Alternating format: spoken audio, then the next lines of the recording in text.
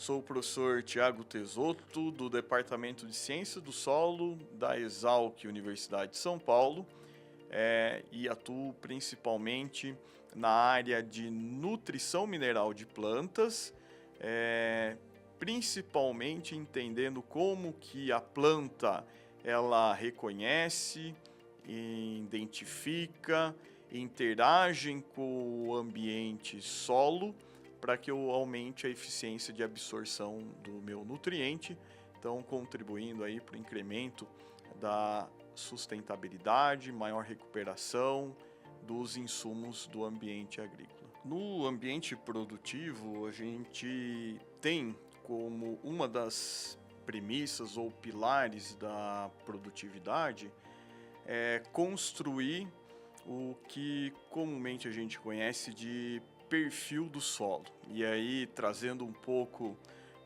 das conversas com o professor Pablo aqui da Exalc, ele comenta que o perfil do solo ele já está formado. O que a gente tem que buscar é a construção do perfil de raiz nesse solo, em razão das condições que eu tenho para promover o crescimento radicular. Então, quando a gente pensa na fertilidade do solo, que vai criar um ambiente favorável ao crescimento radicular, nós temos três pilares da fertilidade. Então, a gente tem o pilar químico, e aí o pilar químico nós exploramos os nutrientes, então cálcio, magnésio, o potássio, o fósforo, os micronutrientes, né, o boro, o zinco, o cobre, ferro, manganês, principalmente que vão disponibilizar esses elementos para o crescimento do sistema radicular, para atender a demanda, a exigência nutricional das plantas. Nós temos os fatores químicos que interferem nesse crescimento do perfil de raiz, que é a acidez, o alumínio disponível. Então temos que ter estratégias de reduzir esses elementos que vão interferir no crescimento radicular. Um outro pilar é o fator físico da fertilidade do solo, ou seja, um adensamento, seja ele superficial ou subsuperficial, que comumente a gente conhece como pé de grade, na prática que são aquelas compactações a 20, 25, 30 centímetros, muitas vezes no solo, que oferece uma resistência física ao crescimento radicular, e aí estratégias, seja ela por intervenção mecânica, escarificadores, preparo de solo, seja elas por adoção, né, de cultivos que vão promover o rompimento dessa camada para facilitar o crescimento radicular no perfil do solo, então contribuindo para a formação do perfil de raiz, e também os fatores biológicos. Então, hoje, quando a gente olha para o ambiente solo, química, física e biologicamente, eles são componentes que constroem a fertilidade. E aí eu tenho uma série de enzimas, né? A arilsulfatase, a beta-glucosidase, muito dos trabalhos desenvolvidos pelo time da Embrapa, que são marcadores de índices biológicos de solo. Então, quando a gente olha para esse ambiente solo em que eu tenho que construir um perfil de raiz, são esses três pilares que vão interferir. Química, olhando para a disponibilidade dos nutrientes e os fatores que reduzem o crescimento de raiz, quimicamente. Física, muito olhando para a compactação desse solo, e biologicamente, que vai dar a ideia da saúde, né? Vamos pensar assim, dos parâmetros da atividade biológica desse solo em sustentar alguns ciclos de nutrientes que são importantes. Como a gente olha o ciclo do nitrogênio, o ciclo do enxofre, o ciclo do carbono, principalmente para o desenvolvimento desse perfil de raiz. No entanto, quando a gente olha para o ambiente solo e as suas particularidades em diferentes tipos de solo, então latossolos, argissolos, solos com textura maior de argila, solos com textura mais arenosa, todos esses fatores eles vão interferir na disponibilidade dos nutrientes que vão atender o desenvolvimento de plantas. E aí eu costumo muitas vezes comentar, ou provocar uma discussão que colocar ou aplicar, elevar os teores dos nutrientes no solo é fácil. É só eu comprar um insumo, fazer as contas, os coeficientes de eficiência que a gente tem para cada insumo e eu elevo o teor de um nutriente no solo. Só que quando a gente olha o ambiente solo para promoção do crescimento radicular e onde que vão ocorrer as interações raiz-solo, e aí proporcionar absorção de água, absorção de nutrientes, o equilíbrio é um outro fator que fica mais desafiador. Então, tudo bem, eu preciso aumentar o teor de cálcio nesse solo, neutralizar o alumínio, corrigir a acidez. Com isso eu tenho um insumo que é o calcário, que também eleva o pH, e ao elevar o pH, a gente tem algumas interações com nutrientes que reduz a sua absorção para a planta. Então esse desafio de manter o equilíbrio do solo é que de fato a gente tem que olhar com maior cuidado para favorecer o crescimento radicular. Olhando para o equilíbrio do solo, um outro fator que interfere na dinâmica de absorção dos nutrientes pela planta são as interações entre os nutrientes.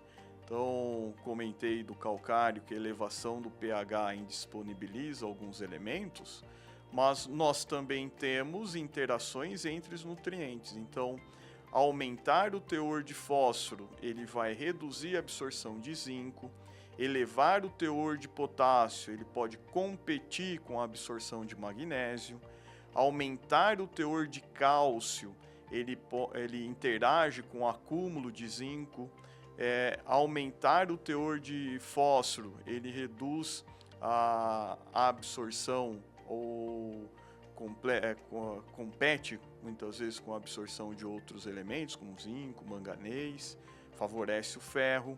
Então, dependendo da fonte nitrogenada que a gente usa, se tem preferencialmente fontes amoniacais, eu levo uma acidificação da rizosfera, favorecendo a absorção de alguns nutrientes, principalmente os micros metálicos. Se eu adoto uma estratégia de fornecimento de nitrogênio de fontes nítricas, eu tenho uma alcalinização da rizosfera, reduzindo a disponibilidade de alguns micronutrientes.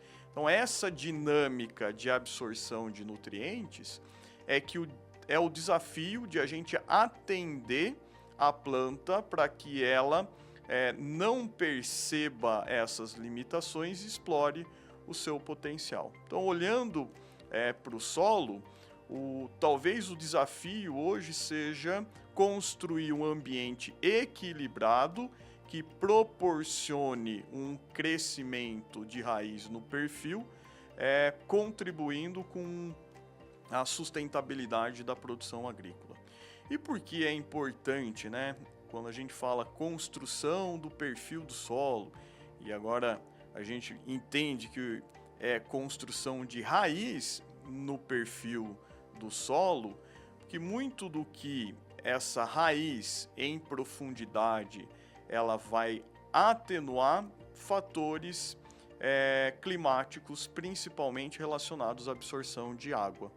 Então, a primeira camada do solo a sofrer a redução da disponibilidade de água é a camada superficial.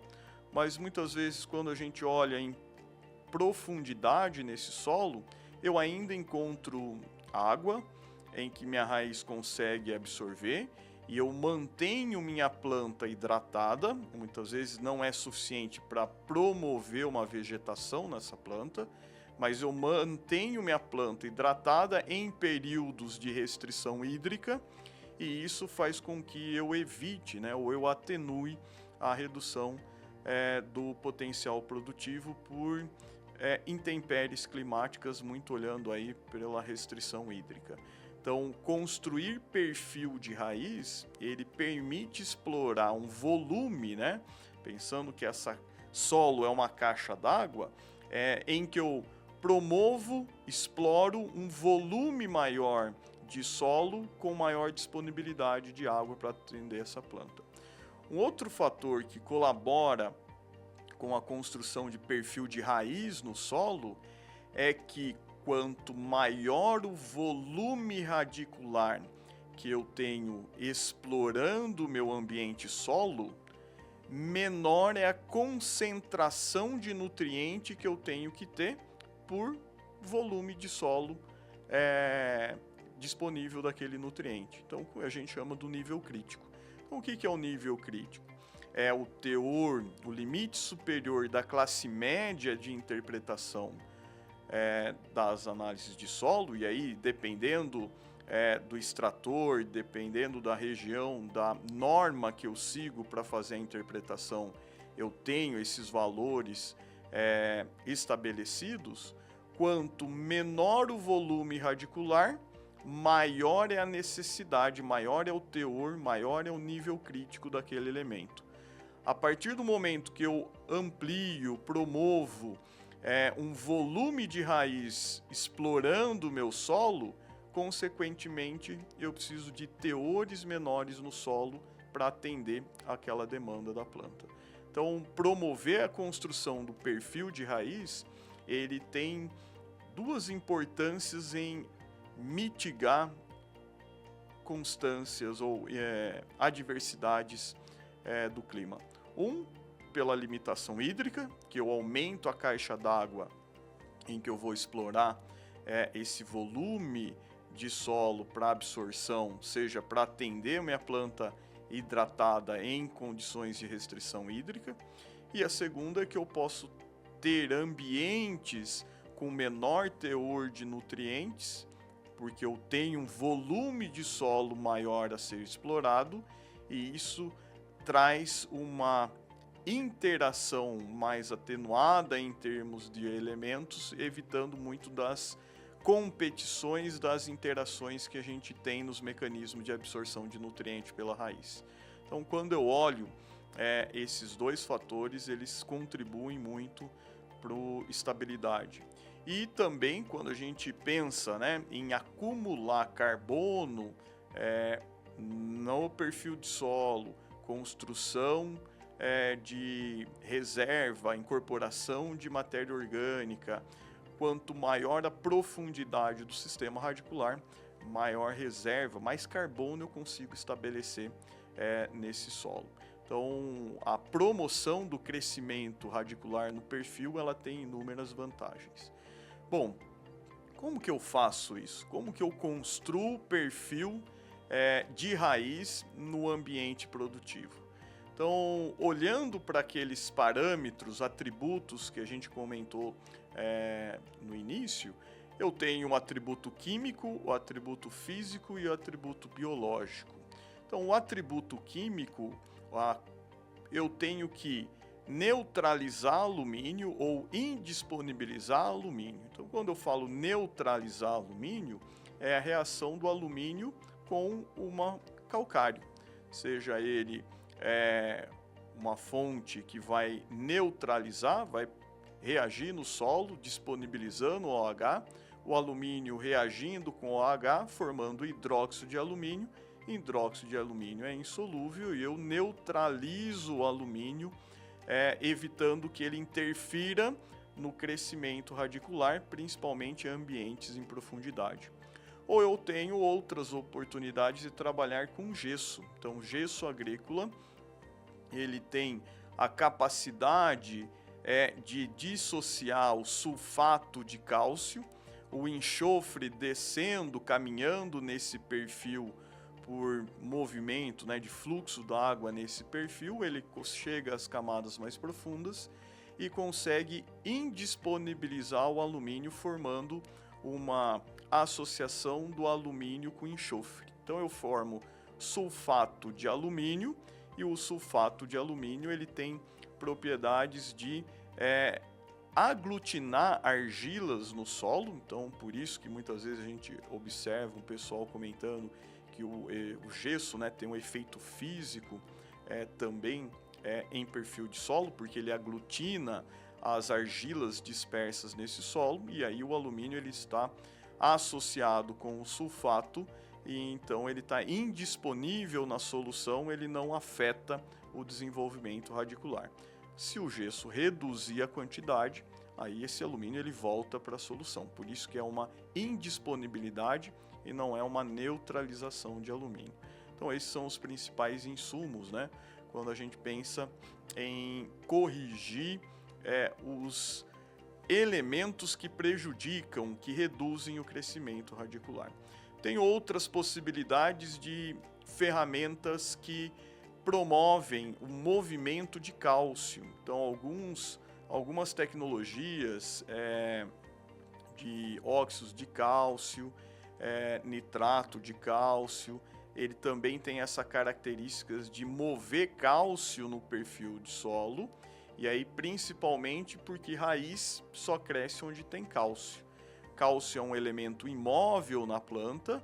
Se eu não tenho cálcio disponível para a formação radicular, eu não tenho como promover esse crescimento radicular. Então, pensando em ambiente químico, neutralizar e indisponibilizar os elementos que prejudicam acidez e alumínio e aumentar a disponibilidade de cálcio. Outro elemento que promove o crescimento radicular é o fósforo. Então, construir um perfil de solo com fósforo, ele é sinalizador para o crescimento radicular. Então, muito do que a gente pensa em fosfatagens nas áreas de abertura, renovação desses talhões, muito do que a gente consegue promover em incremento de fósforo é trabalhar com fósforos naturais, menos solúveis, de liberação um pouco mais gradual, para que ele promova uma sinalização para o crescimento radicular. Então, raiz cresce onde ela encontra cálcio, onde ela tem fósforo. Claro que existem outros elementos que também são importantes para o crescimento radicular, como o boro. Mas o boro a gente tem a facilidade de aplicar ele no sistema, e em razão da característica desse boro no solo em permanecer em ácido bórico, ele consegue se movimentar no perfil e chegando até a raiz que está sendo desenvolvida, formada em profundidade. E aí o desafio do boro é manter ele nas camadas mais superficiais do solo, em razão dessa característica de movimentação dele no ambiente solo. Existem outras estratégias que a gente tem para promover o perfil de raiz. Se eu tenho uma restrição física, aí existe uma série de estratégias, seja ela de intervenção mecânica, então escarificador, fazer uma subsolagem nesse solo, principalmente em culturas perenes, em que eu preparo o sulco de plantio na cana, promovendo então essa descompactação de solo, muitas vezes até 80, 1 metro de profundidade, principalmente em implantação de culturas que vão ficar um maior tempo nessa área, né, perene ou semi-perene, ou nas condições em que eu tenho uma gradiente químico, que eu tenho uma compactação de solo, eu tenho algum fator que eu não consigo intervir sem revolvimento do solo, e aí a última opção, vamos pensar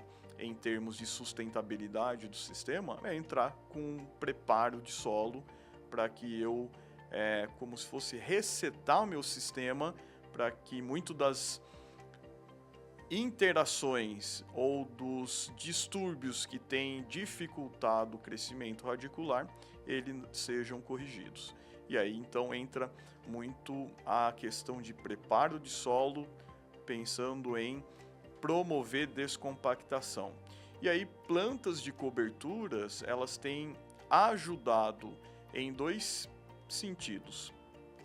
Um é quando eu tenho essa compactação de solo, algumas plantas com um sistema radicular mais agressivo, eu consigo romper e criar canais, então bioporos, que permitem que a raiz da minha cultura consiga penetrar essa camada mais adensada do solo, ou também quando eu entro com um preparo em que eu pulverizo esse solo, eu consigo adotar plantas de coberturas que vão auxiliar na reestruturação, agregação desse solo, evitando que eu tenha novos ciclos de compactação. Então, plantas de coberturas associado a preparo mecânico, muito atrelado ao preparo físico, né? A eliminar as restrições físicas para o crescimento de perfil de raiz no ambiente produtivo.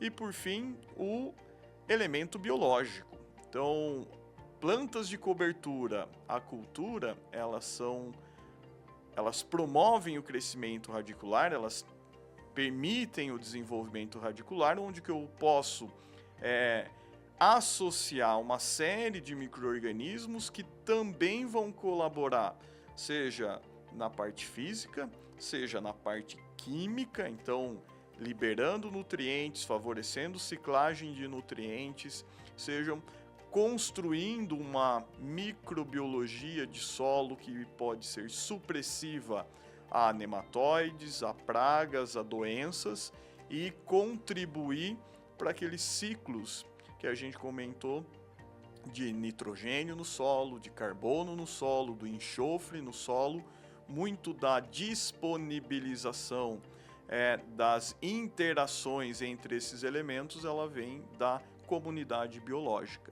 Então, quando a gente pensa em micro-organismos, então, combinação de micro-organismos para promover esse condicionamento biológico do solo, ele vem interferir em diferentes estratégias que o resultado, muitas vezes o que a gente tem, é a promoção desse crescimento de raiz. E pensando ainda num outro ator que é importante nesse crescimento de raiz, que é a própria planta, existem estratégias que eu posso interferir na planta para que ela aumente o fluxo de carbono, aumente os fluxos de açúcar para o sistema radicular e isso promova, então, maior exudação, promova maior volume, promova maior crescimento. Então, uma série de hormônios, e aí, por exemplo, a auxina, que é conhecido como promoção de crescimento radicular, substâncias úmicas que condicionam o solo e promovem uma série de benefícios para a promoção do crescimento radicular, então eu ganho em volume radicular. Alguns micro-organismos, azospirilos, bacilos, que também têm a capacidade de colonizar a rizosfera e exudar compostos que vão promover um maior crescimento radicular. Então, todas essas associações aí, pensando no ator, né, planta, também vão construir para esse perfil de raiz que a gente consegue construir no ambiente produtivo, muito pensando aí em minimizar as interações de nutrientes, promovendo então volume de solo maior explorado e também uma maior reserva de água pelo volume de raiz, principalmente em profundidade, que é onde a gente tem a umidade do solo que pode atender aquela hidratação de plantas, evitando que eu tenha então reduções do potencial produtivo por eventos climáticos dentro do meu cultivo.